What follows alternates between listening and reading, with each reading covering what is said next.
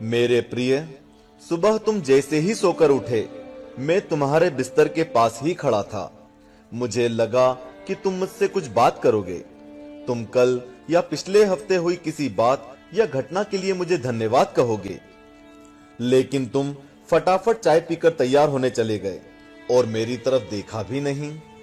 फिर मैंने सोचा कि तुम नहा के मुझे याद करोगे, पर तुम इस उधेड़बुन में लग गए कि तुम्हें आज कौन से कपड़े पहनने हैं। फिर जब तुम जल्दी से नाश्ता कर रहे थे और अपने ऑफिस के कागज इकट्ठे करने के लिए घर में इधर से उधर दौड़ रहे थे, तो भी मुझे लगा कि शायद अब तुम्हें मेरा ध्यान आएगा, लेकिन ऐसा नहीं हुआ। फिर जब तुमने ऑफिस जाने के लिए ट्रेन पकड़ी, तो मैं समझा कि इस खाली समय का उपयोग तुम मुझसे बातचीत करने में करोगे, पर तुमने थोड़ी देर पेपर पढ़ा और फिर खेलने लग गए अपने मोबाइल में, और मैं खड़ा का खड़ा ही रह गया। मैं तुम्हें बताना चाहता था कि दिन का कुछ हिस्सा मेरे साथ बिताकर तो देखो, तुम्हारे काम और भी अच्छी तरह से होने लगेंगे, लेकिन तुमने मुझसे बात ही नहीं की। एक मौका ऐसा भी आया जब तुम बिल्कुल खाली थे और कुर्सी पर पूरे 15 मिनट यूं ही बैठे रहे, लेकिन तब भी तुम्हें मेरा ध्यान नहीं आया।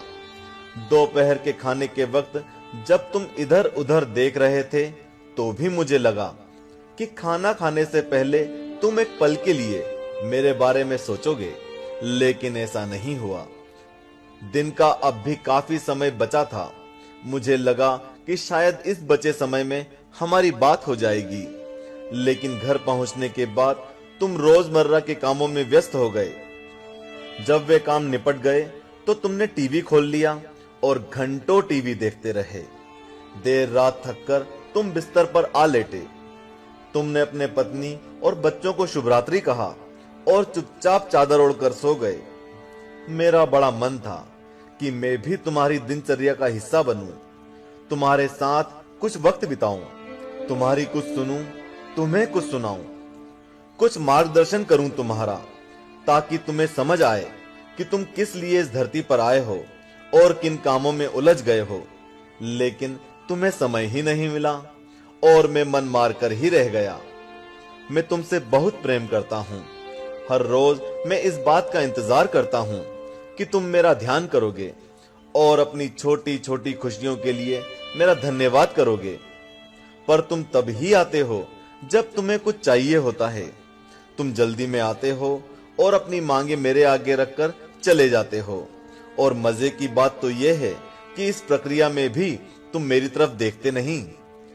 तुम्हारा ध्यान उस समय भी लोगों की तरफ ही लगा रहता है और मैं इंतजार करता ही रह जाता हूं।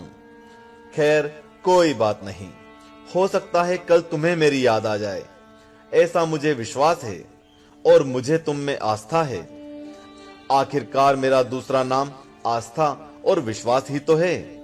तुम्हारा पिता परमेश्वर।